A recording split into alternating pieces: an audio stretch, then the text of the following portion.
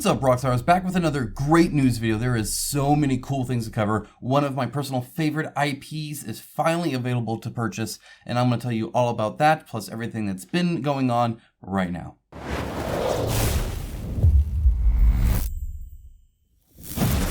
As you can see, I am back in my home, back in the office, back ready to make you guys a ton of videos. I apologize for the light week. Last week, I was out on a trip in Seattle. I also apologize for not telling you guys about it. I still often just think of myself as some normal dude that nobody would care that is in Seattle or not. So next time I do travel for any reason, business or not, I will for sure let you guys know. Maybe we can plan to meet up at some point. Okay, with that out of the way though, let's get started. There's a ton to go over because I haven't done this in a while. There's some cool new games. We're going to start with that. Then we're going to go and do some updates on some existing ones. Then I'm going to tell you about a brand new one that's available from Come On. So I'll be telling you about that.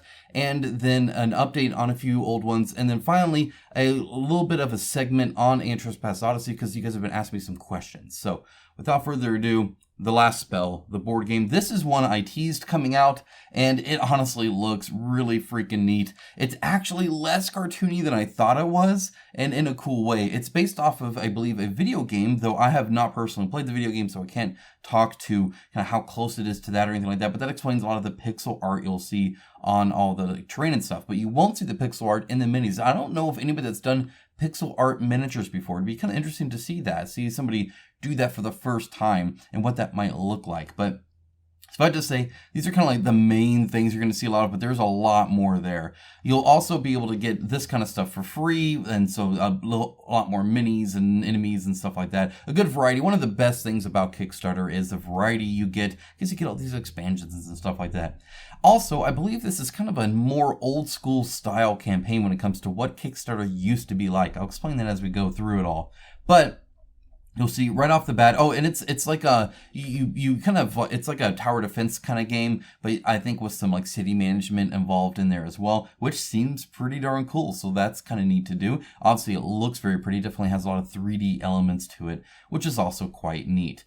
So the first pledge you're going to get is 109 euros, which translated to USD is about 118, 120 bucks. So kind of the bog standard nowadays, $120. In fact, that's almost on the cheaper side these days, but I think companies are starting to get cheaper entry levels. We'll go over that a little bit, but 120 bucks, and you'll get both the kind of the core game and then that expansion that I showed you just now. And then if you want the Apocalypse Pledge, it's 159, and then you just get everything. And it's as simple pretty much as that. I mean, that's pretty much what you get. And you can piecemeal out what you want from there as well. The Twins expansion looks pretty cool. These miniatures, they call them large miniatures, but they're not like excessively large. We'll go over the scale in a little bit also. Then you have the Sinister expansion to kind of show that's the one that you kind of get for free there. You have a little hero guy. Then you have the Carnage Unleashed expansion. You have the Whispers of War expansion. And these are just adding a little bit more variety to stuff, right? This is elite miniatures and tarot spawn cards and different like bone piles and stuff like that. This one you get these trap tokens, or they're calling them tiles, omen cards, wound cards, right? Just making the game more varied is really what it's there. You get the card sleeves, you get the for different boxes, the first player token that's metal, typical stuff there. Coasters, that's kind of fun, I suppose. Play it while you put those out while you play the game, I guess. They did unlock solo mode, so I know that's important to a lot of you guys.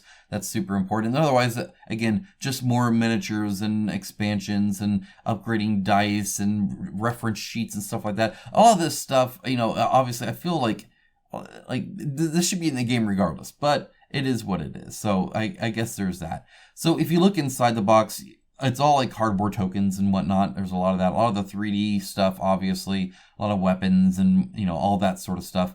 And then you'll see right here, like 15 different crawlers, 2 different variants. It's just like the old school Zombicide, right? It's very much how Kickstarter used to be, right? And look at this. You got crawlers, you got runners, you got archers, you got armored people. Again, very Zombicide-like in that sense. Boomers, but you can also see a lot of the zombie tropes, and you can see how this could be kind of a defense game. Then you got the winged or flyers and stuff like that. And notice again, you're getting 6 of these, 6 of these, 9 of these, 9 of these. So a lot of repeated miniatures. It doesn't add a lot to the cost of the game to manufacture. It does add a little bit more to the shipping because these are bigger games, but it's definitely a miniature heavy game with stuff like that. You got the Accursed, you got these different bases for bulky stats, you got a Corrupted Harpy. This is a large miniature, we'll go over that in a little bit. Same with this guy here, same with this Putrefied Dryad lady here. And as you can see, the style of it gets a lot more interesting, I would say, than just super cartoony like this. It's kind of a weird, difference there.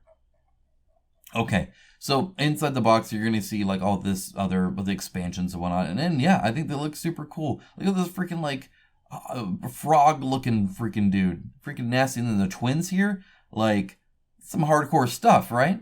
Very, very cool, I think. More on the expansion. Okay, so size, miniature size.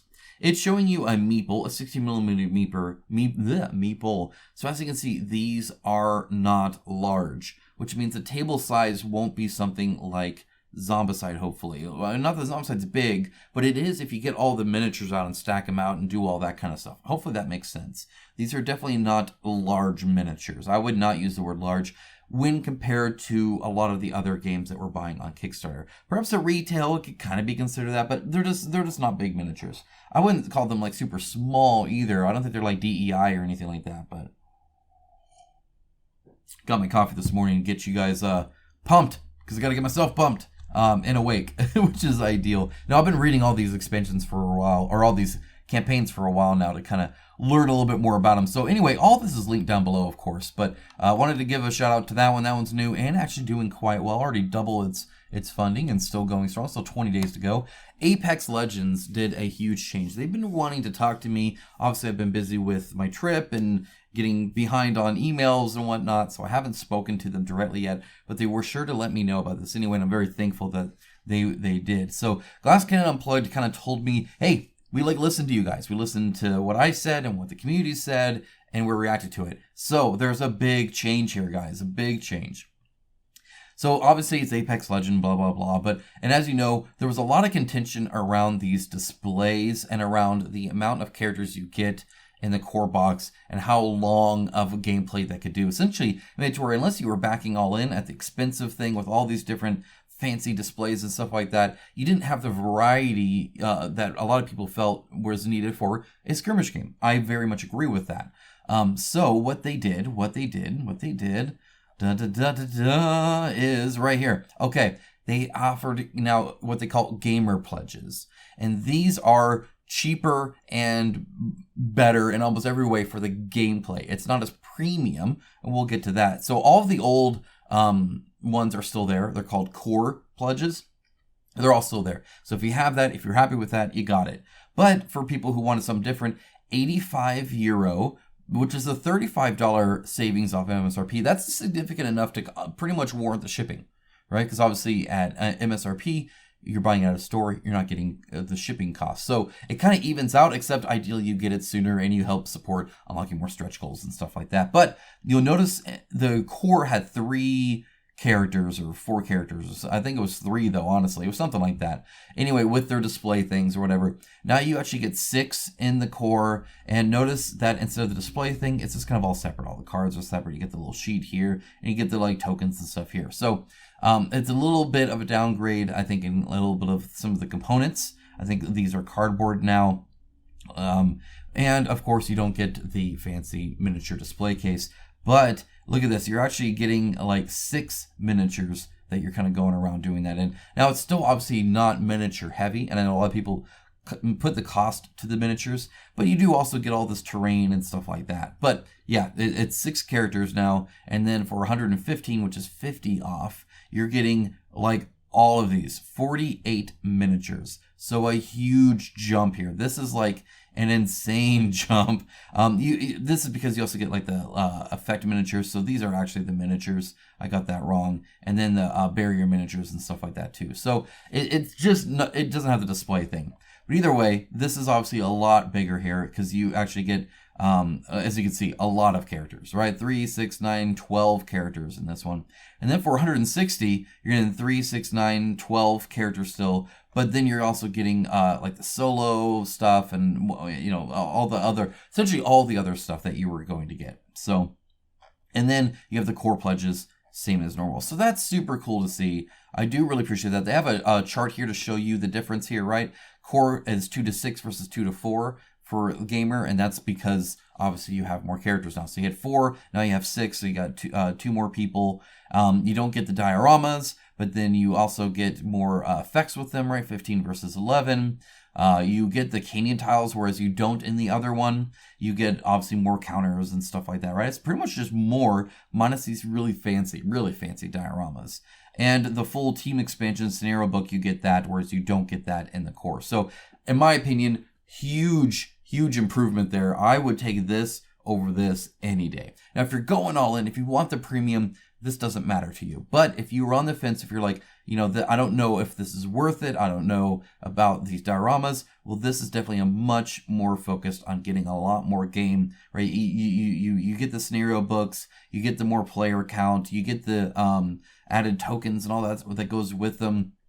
So definitely, I think very cool there. And then, of course, they showcase all their miniatures. And all the rest is pretty much the same that you've been seeing. And they're definitely cool, right? They're super dynamic and interesting. And I heard the gameplay is very good. I haven't played it personally, but obviously it'll have a lot of table presence. But yeah, very cool. Very smart idea for them. And hopefully that helps them achieve more success. They still have 12 days to go, by the way. Monster Hunter World Iceborne. I'll be coming back to this in a little bit, but let's go for what's new here. Obviously, they are at 8,777. Lucky number there, I guess. Backers, almost at 1.5 million raised. Now, by comparison, the original one did have 20,000 backers, so it's certainly less than that when it comes to people returning back. And that's probably a mix between just, you don't always get people that want more. Sometimes they're just happy with what they got. Other times they may not be super happy with the game. I've heard the game's reviewing quite well. I've heard people enjoy it quite a bit. I'm sure enjoying the IP certainly helps as well. You can see 8.1 on BGG there. Though we'll see what that ends up. As time goes on and people get more time with it, that can change. That's applicable to like Trespass Odyssey as well. But either way, there's 8,000, almost 9,000 people coming back, which is, in my opinion, a strong return. Especially if you started out at 20, because a lot of those people were like brand new people that were just fans of the video game. As they got their board game, they're happy they're not busy getting more. They may not even necessarily be aware of the new one. We're going to scroll down past all of this stuff though to get to kind of what they've been revealing for stretch goals, which again is not, in my opinion, I don't believe financially based. It's just they're kind of showing it off over time. Okay, so what's been unlocked? You get the Wall of Warmth Pooji, which is just fun to say. Glad I was able to say that on video. You get these different pelicos and different cards and a monster here and stuff like that. You get this cool guy here. This is the latest one. All right, for their add-ons, they just really have this one big guy here who does look super big and awesome. And then you have this kind of like seething anger guy, and then you have this fluff ball, which is just fun. This has a few of the different monsters and whatnot in this, so definitely cool to see that. Definitely. And then you have like an arsenal. This comes with new like heroes that or hunters, I guess you should say. They come with different weapons and whatnot, and that's really it. It's a very, I don't want to say by the books. It's a very like plain Kickstarter, and I mean that in a good way. It's like, here's what's on offer. Here's what you're getting. Back it if you want it, and that's pretty much it. All at kind of a cheaper price than the original, so that's super cool to see, I think. All right, moving on from that, we have Ahotnik. This one still actually has not quite funded. I don't know if it'll cancel. I don't know if it'll just ride the 11 days and be able to make it. It's kind of almost towards 200 backers. The hard part is getting a minimum like amount printed. Obviously, that's kind of the hard part there. But look, they have a light that has all these standees for 59, so that's super cool to see. And it's up to 12 players. So if you are interested in the game, again, they're doing a lot of these like cheaper entries that you can actually get in on these games, which just means more games. Now, you may not get the fancy miniatures, stuff like that, but if that's your goal, is to play games and enjoy them and experience new ones, these are definitely ways to do it for sure. This is just an interesting thing. I'm not going to do too much about this. There's now a Come On Japan on Kickstarter, and they're launching Japanese-specific versions of their games. In this case, Zombicide 2nd Edition. It's all for Japan. It's only sending to Japan. It's all the stuff that they had in the previous one. I don't think there's any new stretch goals that I could see or anything like that. It's just kind of the same thing, but now in Japanese for the Japanese audience, which I think is kind of cool. I think it's smart. It certainly works to like, hey, here's this version of the game. It's literally written for you. Because I think a lot of times there's a lot of questions like, hey, will this support this or will this support that? And then you have to kind of track whether or not they get enough funding for the language, like separately, and it's kind of awkward. And then, of course, the whole campaign is not in their language, which is kind of awkward. So to make a specific campaign for it, I actually think it's actually a smart idea. You know if they got enough or not, so you know if you're getting it, and you can actually appreciate this whole thing in your own language, which is kind of nice, I think. All right. Guys, you remember I commented on the Metal Gear Solid board game that was lost to us?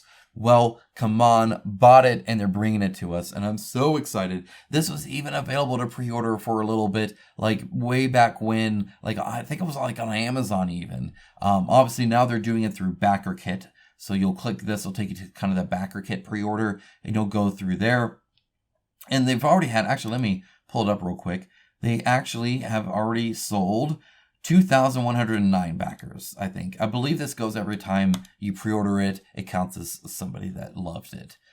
So they've sold a fair amount, but obviously not as much as you would think. This is definitely going to retail, though, and it'll sell very well there.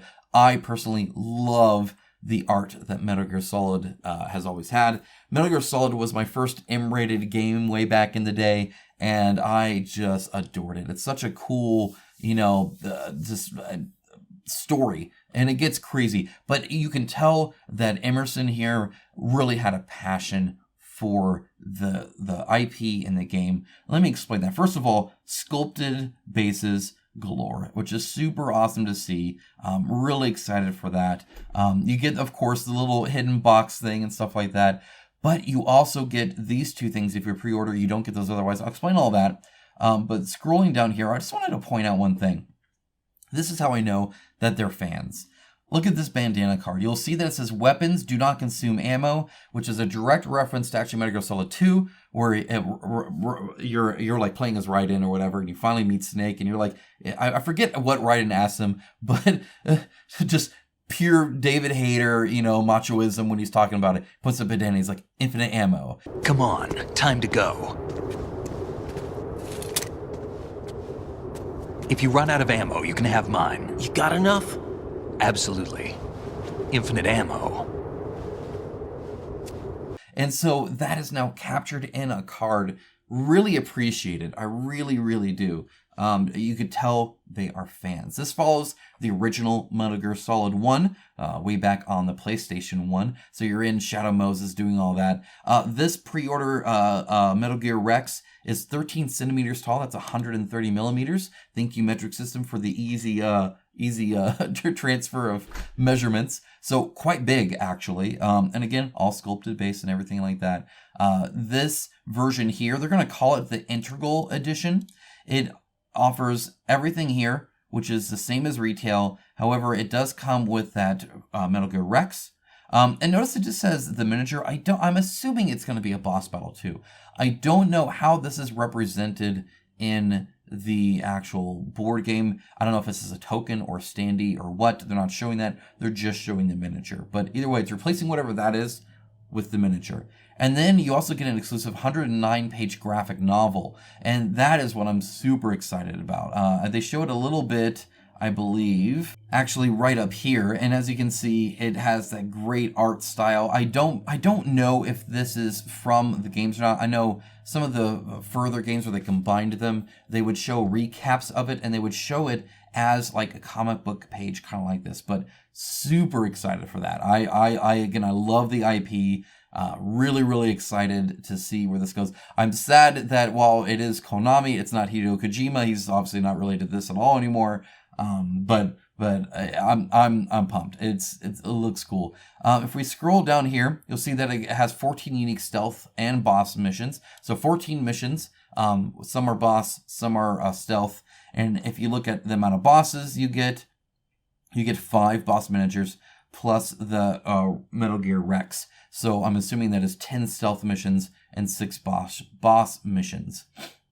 Then the campaign for both Retail and Integral Edition will contain the same mission. So the only difference is this guy and this book. That's it. That's the only difference. Everything else is kind of the same. But they talk about the stealth. Yeah, 6 bosses come with unique mechanics each. I don't know if you go against Mantis, if you're having to I don't know how they're going to capture that, where they're changing so in the first one it read your mind and you had to change your controller port and stuff like that. But just super cool to see all this. And again, nice interactive page. You can kind of click through everything. Again, sculpted minis, which is nice. This is repeated Gray Fox, of course, because you do get him as an enemy as well right here. Same miniature. I don't know if it'll be a different color or not, but you fight Ocelot, you fight Mantis, you fight Sniper Wolf, you fight Raven. Hopefully, if there's no Ravens, I don't see him in a tank or anything like that, but that's okay. And then, of course, Liquid Snake at the very end. But,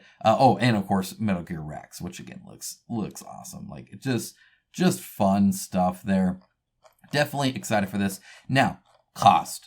It does cost $100. It is $10 off MSRP. Of course, as mentioned before, you do get these 2 exclusives, right? So you do get these. So that is different, but you are paying shipping. Shipping for me to America, to Idaho, is $32. So you're spending $132, so about $22 extra, but that gets you the 130 millimeter Rex plus the 109-page graphic novel. So is that $22 extra over worth it to you? That's up to you to decide. But at least we have all the information there. But it's certainly not a $10 discount. It is more than what you'll be paying. And that's assuming that you buy it at full MSRP and there's not a store sale or anything like that often happens. But you're spending at least $22 extra for that, just as an FYI. And then there's not really a lot of mention on if it'll come before retail or what. I don't know exactly how all that works. They didn't go into a lot of detail there. But anyway, that's exciting. Of course, link down below. Super pumped for that. Oh, and Plain Ugly Dice, which makes me sad, but whatever. Stalker had a big update. Let's talk about Stalker. It's by Awakened Realms, obviously, and this is the core pledge. You're getting all 3 of these. I'll explain that in a little bit. This right here, though, there is one change from the usual board game campaigns. As you can see, the core box price is a net price. And then at the checkout or pledge manager phase, there will be an added extra VAT or sales tax. I think that's awesome. I really appreciate that, so that you can actually then see your exact price. And there's no question about whether VAT's included in my copy or not. It's I'm paying this plus whatever sales tax I pay or whatever VAT I pay. Really appreciate that. I think that's the way to go. That's very, very nice. I actually support that a lot. It just makes it way more straightforward. So before sales tax, if it's applicable in your state, or if you have VAT, the core pledge is $95, and you can see this here. Now this looks like a lot, and that's because Awakened Realms is so good at this. They are very good at campaigns. Look at how much stuff you get. This is just a core box. Now it looks like you're getting like 8 million boxes. Core box. This holds the stretch goals that are unlocked, and this holds some extra tokens and missions, and really the replayable solo mode. We'll talk about that. And then it's just the books that are fanned out there to kind of complete, but it looks like almost an all-in pledge to a lot of games. And it said that's the core $95 pledge there. Very, very smart. There's another smart thing they did that I felt is a little unfair, but we'll get to that. But either way, all the tokens out on the cards, the boards and stuff, genius. Love it. That's a great way to show off the game. And then they list it all here, of course, and then there's these other 2 boxes that you get, right? Okay, then it shows the Stalkers, and it kind of breaks them down. And obviously, the minis are work in progress, but they also look fantastic. The renders always look good. Their miniatures are not as good as the renders. That's partly because their renders are just so good, but also because their miniatures are not top tier. Though they are actually quite good. eStore has gotten a lot better at things. They're still not my favorite manufacturer for miniatures, so if you're a miniature snob, that's going to be a little bit less than I think what you're used to, but still quite good. And obviously because people are using gloves, I think the hands are going to be a little bit better. Often eStar does little mitten hands, so they really struggle with fingers, but thick hands like that, I think it's going to be good. And they're actually sculpting it with that in mind. Appreciate that as well. Shows all the equipment. This is obviously a big equipment sprawl, so this is going to be a bit of a table hog in that regard, I feel. It looks like it's going to be. Thankfully, the map like the zones are a little bit more like, it's not like Tainted Grail or Ant Trespass where the map's expanding a huge amount. So that should help a lot when it comes to table space, just knowing exactly how much space you need. But this is going to be a big area of it, is all of this, all of these upgrades and equipment and stuff like that. Okay, now, so it says core pledge, and like this is what you get. And now it's showing stuff you do not get. Now it has a little blurb here. They're not included in the core box, but they're going to list them with the core box. In between the core box components, I feel that's a little bit manipulative. I think it's going to lead a lot of people to not read this tiny little thing in the corner and assume that when you said core box, here's what you get, that right in the middle of it isn't oh, you don't actually get this, you have to pay extra for it. If you do get the miniature expansion, obviously, then you get all the like enemies and stuff like that you can kind of come across, which is fun, and I'm sure they're going to show more and whatnot over time. You can see this is still blurry, like they're still working on it. They have the anomalies, those look very cool, I dig that. And then it goes back to the modular map system. So now we're back to the core. So it's just this little area here in these boxes, right, that don't go there, don't belong there, and in my opinion, should not be listed there. I don't like that. I am all for listing things smart. I'm all for this. That looks awesome. You're just showing your game in the best light you can. But once you start really intermixing purchase extras with not, and making it not super obvious if they are or aren't, especially to the casual eye, don't like that. So now we're again back to the core box. You're seeing like all the different campaign stuff. Now you're seeing the first campaign mission, which is very cool to do, to show that off. You're showing the village. And we'll talk about the campaign a little bit as well. All the different rules and stuff like that. The survival mode zone. This is really cool. It says, while we recognize that traditional campaign games can sometimes be challenging to introduce new players or may require significant time investment, Stalker TBG, or the board game, is designed with accessibility and replayability in mind. So that is super cool to see. So each campaign of Stalker will require about 10 to 12 hours of gameplay, divided into approximately 3 missions lasting from 2 to 4 hours each. So 3 game sessions, you've completed a campaign. Now there is an overarching story, obviously, but it's broken down to be something actually manageable and playable by game groups. I love that. We game a lot with adults who have jobs and families and other things that they might like to do besides just play board games. I mean, they want to go out camping, or especially as the weather gets nicer, go out fishing and do whatever it is that you do, or just it doesn't matter. It doesn't matter, right? Like, we all know how this works. Getting game night is hard. So that is super cool. I very much support that. That's awesome. So about almost 40 hours without stretch goals. So still plenty of gameplay there, but not a ridiculous amount. But then you have this zone survival mode. Again, we're still on now the core, except for that little bit shoved in the middle where they added an add-on. So besides that, forget that exists. We're still on the core for now. That $95, you get the zone survival mode. This is your soloable, true stalker mode. They get to replay over and over again and challenge different zones in a solo way. And that's what this is. And that adds a lot of replayability to that. So, and then there's a dev diary, of course. And then the prototypes. Let's talk about the prototypes.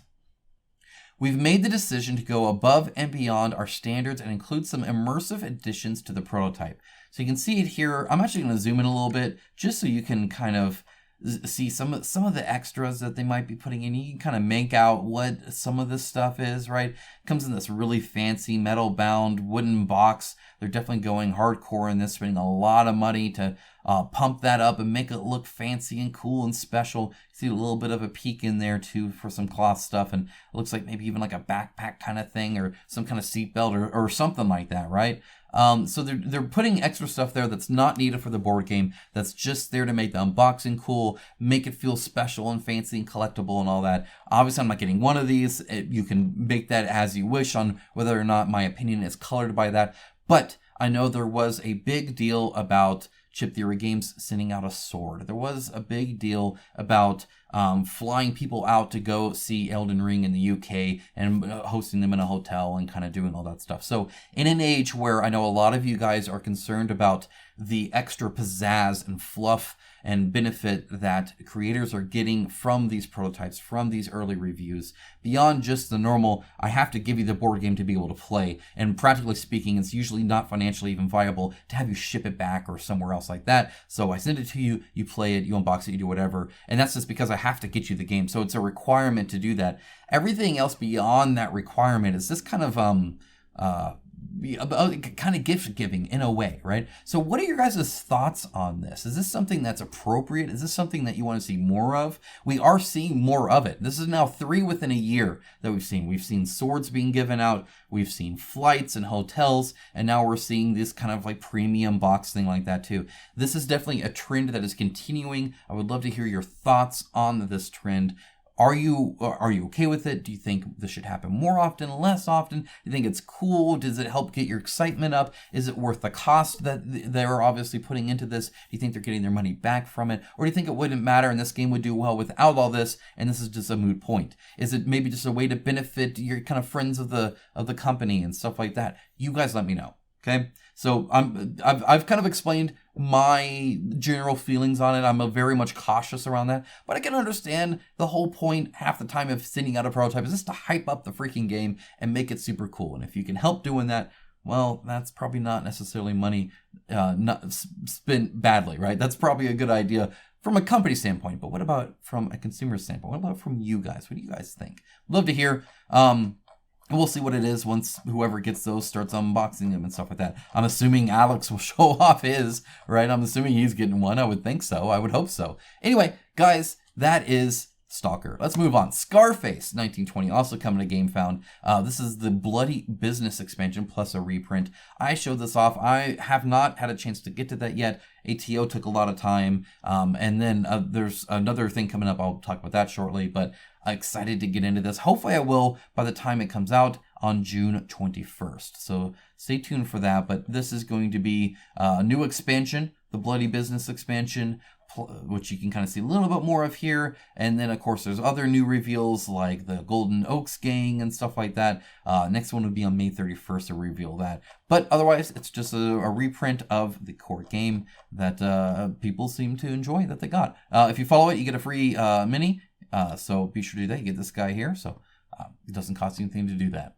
Next up, we have Harakiri Blades of Honor. You'll notice a box right back there. That is placed there intentionally. So if you noticed it beforehand, congratulations. If not, I just pointed it out.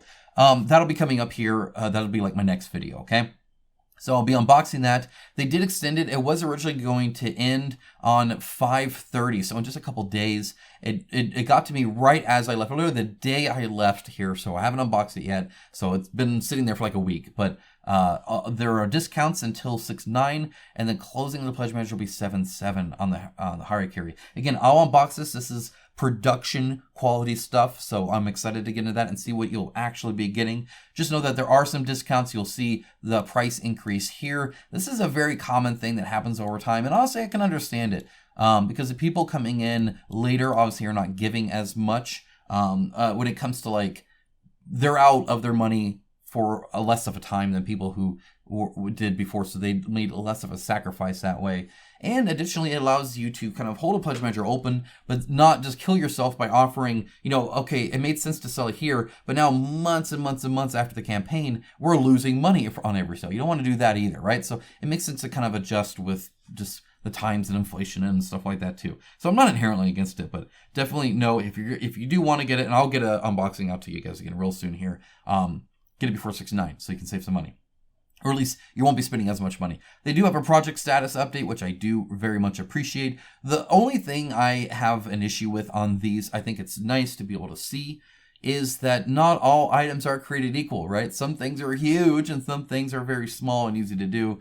And some things can't get started until other things get done. And so there's some kind of, it's how managers often see workloads of like developers and stuff like that, or anybody that creates something. It's not all the same, right? So obviously the narrative or stuff like the scenario creation, that's a big task. Whereas something like editing or layout is obviously a much smaller task.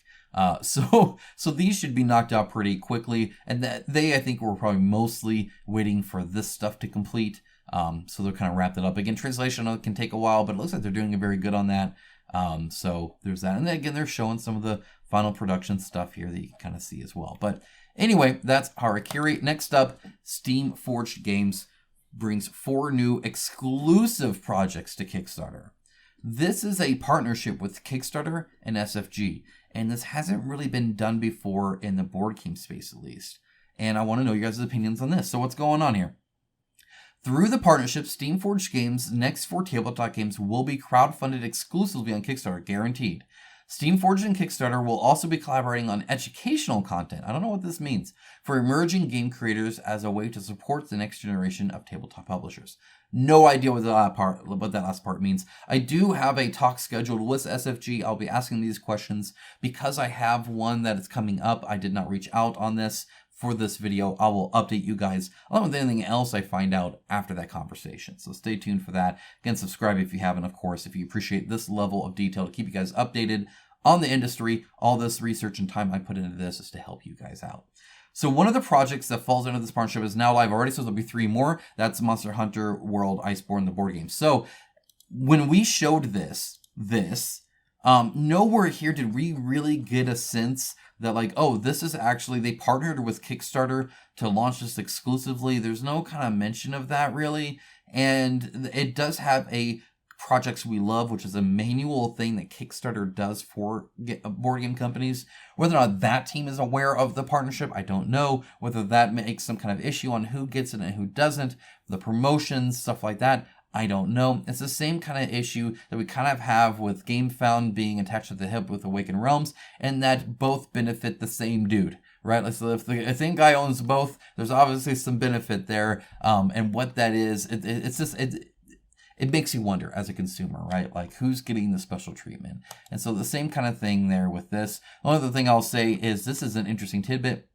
It says, for example, the 30,000 first-time backers Steamforged has brought to Kickstarter, so that's, everything from Dark Souls and beyond, have made an additional 230,000 pledges, totaling more than 18.5 million to more than 30,000 other campaigns on Kickstarter. So that's super interesting to see. In other words, and it's interesting that the 30,000 and 30,000, like it just happens to be that way, but obviously people do multiple. What they were saying is that, hey, these big ones have a halo effect where it brings more people to the platform, and then those new people end up backing other things, and it's better for everybody. And that's something I've long said as well. I think most people agree with that. That's not actually taking away from indie developers. It often feels that way, especially for an indie developer that might be struggling, but it's not necessarily because there's some big one there as well. And in fact, there are more people there that came from other big ones that aren't backing that than there ever was.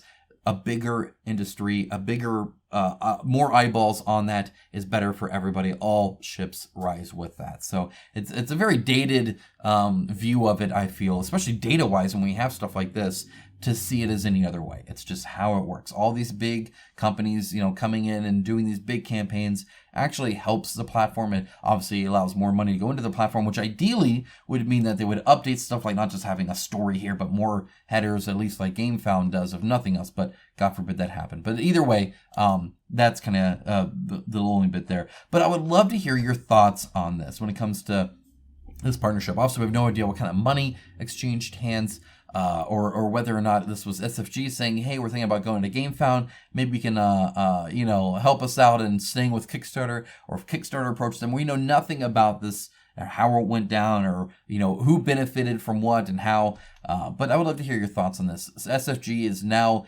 under essentially contract with Kickstarter to launch on there. This is, I think, an escalation. See, it happened with video games too, right? Like, let's take Sony and Microsoft, right? So you have the PlayStation 5 and you have the new Xbox, and or any kind of generation, Nintendo, same thing.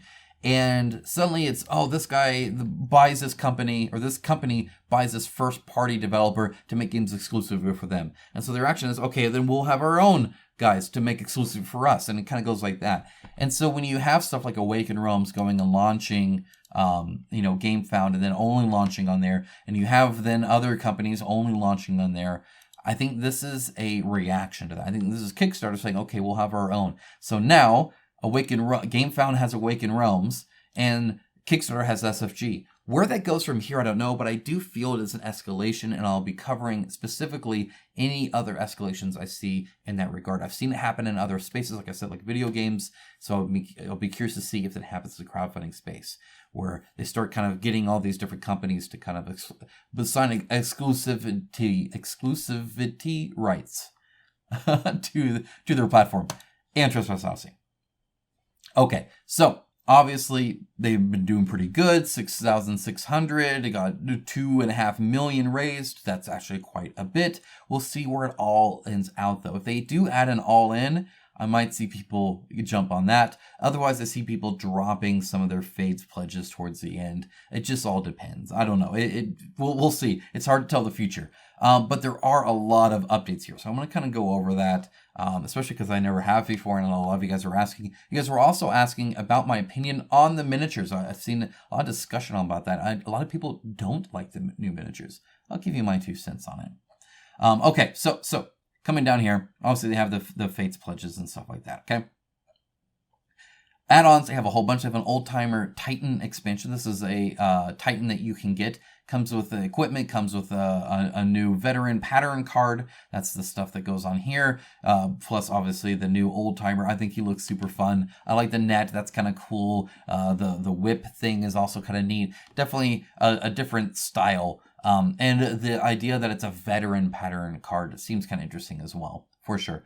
The Titan expansions are 19, except for one reprint, which is, I think, 17. And then you also have these Primordial / Nemesises, Nemesi, the Nemesis guys, who are 29 for an expansion. And this, of course, comes with the Nemesis, and then, of course, the AI BP cards. Again, there's 40 of those. So this is not showing the amount you're buying very well. I will say that it's been hard to tell scale on this. So, for instance, this Titan honestly looks almost taller than this Nemesis. How big is this Nemesis?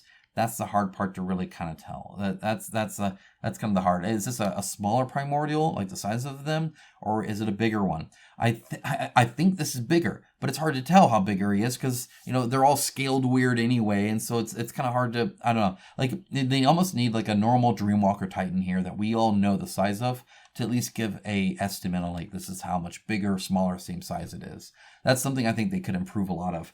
And then of course you get a lot of these kind, and I'll be pointing these out a lot, but there's a lot that are crawling or crouching or stuff like that, so it's hard to see how big it is. So this is a Titan, so this is the normal Titan size. So again, is this the same as this, right? So this guy and this guy are pretty much the same scale, but again, he's bent down. This is probably one of my favorite ones. I love the style. I love it's almost like a ghillie suit, but then he's got like the backwards blade and a spear thing going on. Very cool. I actually really dig that one. Then you have another primordial here that you're fighting, but again, it's a humanoid body. So is this just a Titan with a pyramid head from Silent Hill on it, or is this something else? It's hard to tell the size of these. It really is. But it's a Nemesis style primordial as well. And again, the see how this is Nemesis expansion, but this doesn't say Nemesis expansion there. So the wording is also inconsistent. A lot of improvements I feel could happen here. Also, I am not a fan of the low contrast renders. These renders could look so much better with some more contrast, some more oomph there to really see the detail. It gets a little fuzzy sometimes. A lot of times you can kind of tell what the miniature is, sometimes you can't. This is it just says a miniature expansion. And so you have this Gene Seer gear cards that you get. And then it's just like a god form. Like, how does this work? It's kind of hard to tell. So again, hard, but it is 15 instead of the 19, right? Because you're not getting the big Titan card or anything like that. This is the reprint plus some extra new cards, I believe, that you get. You'll get these new cards anyway if you backed the original campaign because you already have the miniature and this board here.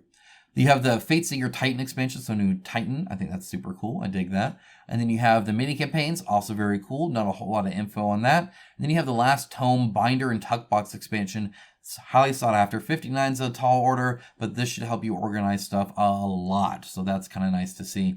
And then the next cycle is for wave 2. Okay.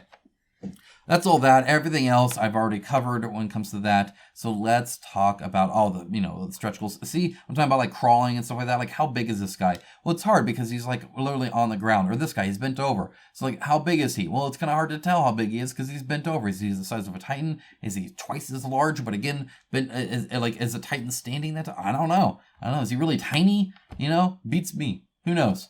That's kind of hard. There is the Sins app that unlocked. That's super cool. And then this guy is really cool. I love the hair of Talos thing. This guy's awesome. That's neat. Again, you can see he turns larger, but like how much larger? Again, hard to tell. This guy's a little weird. I don't know if I'm a big fan of that one. This one I actually am a fan of. We'll cover that later, just because it's different.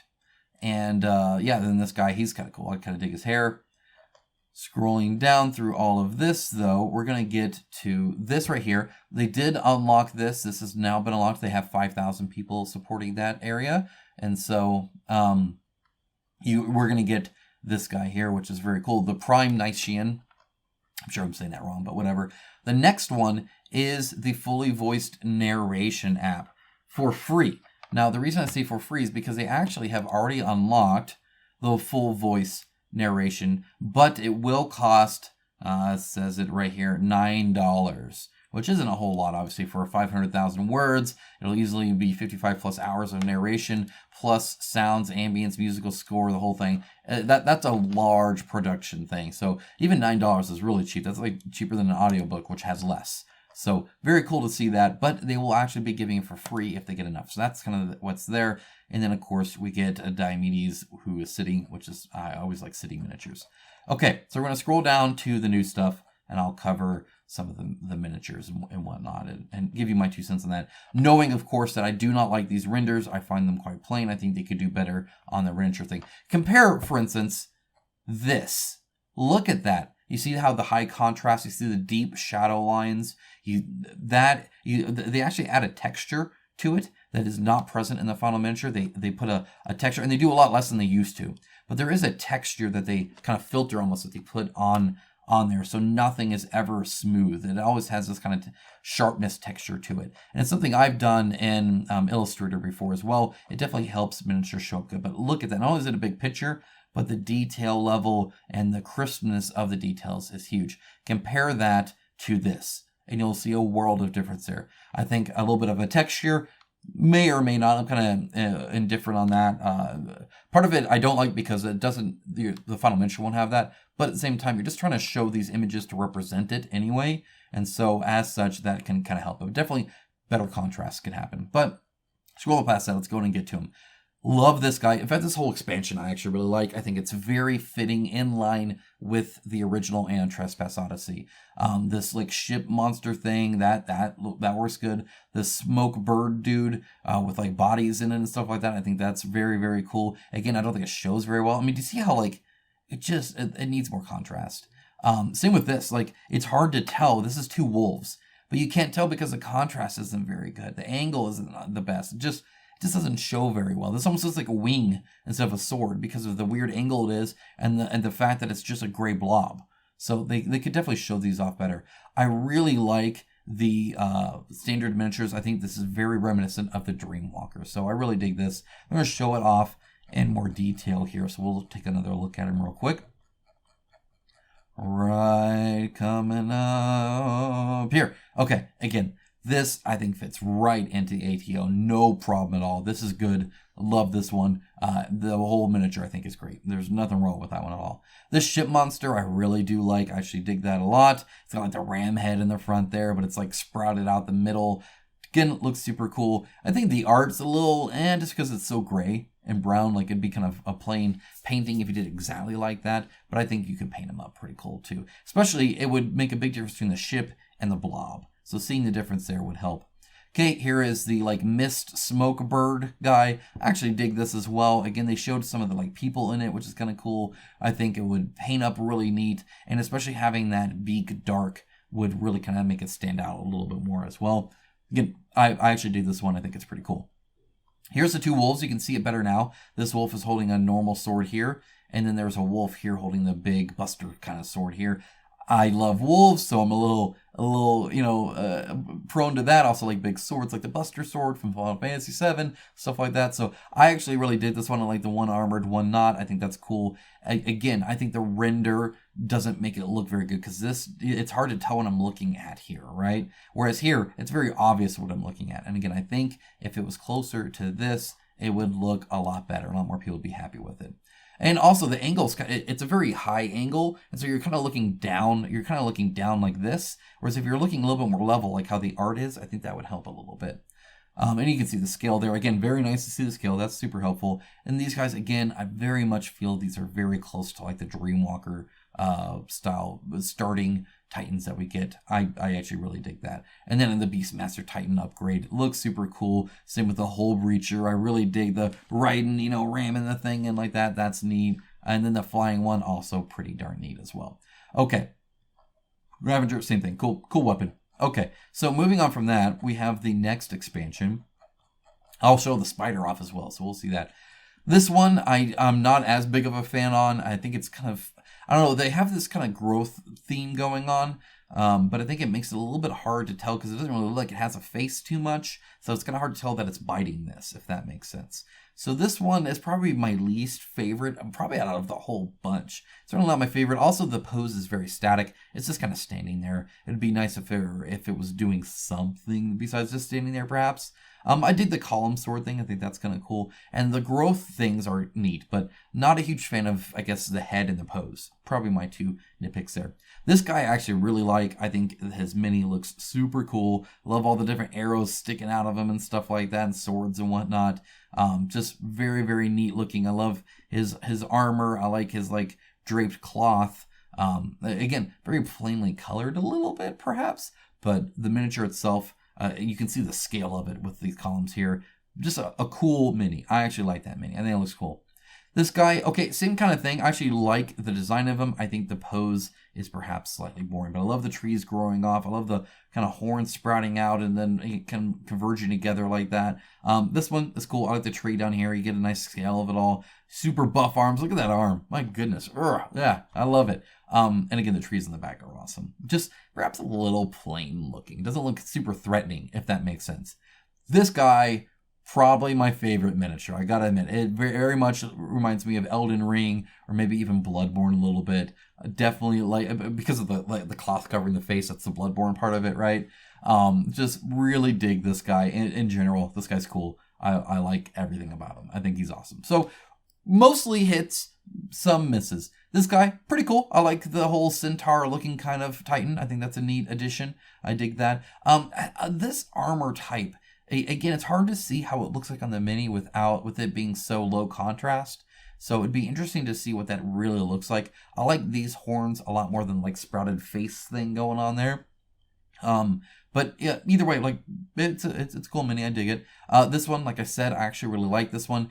I'm glad they aren't all like this, but I think this one is unique and stands out. It's got a cool looking sword, and this blonde hair will be so cool to paint. It'll look awesome on the game board, and it's different than all the others. I really do dig that. This one, again, super cool. Very nice spear, very neat shield, and then this like face armor stuff, and I like this one. This one is, it could be good, it could be not. Again, the low contrast makes it almost impossible to really tell this head. The art, I really like. I like the style of like patchwork rags. I like the multiple arms. I like the big meat cleaver and what looks to be a bullhead coffin box thing. I like that. It's hard to see how that turned out here with low contrast, so I can't make a great comment on that. But overall, probably good. It looks more like with how like the cloth and stuff over his legs and how thick he is.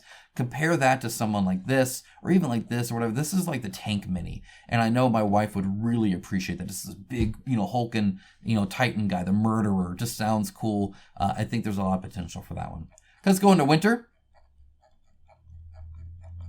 Okay, spider thing, awesome, dig it. I love this weird like octopus spiky weird junk going on in the back. I like all the different legs all up front like that. It's like arachnid like.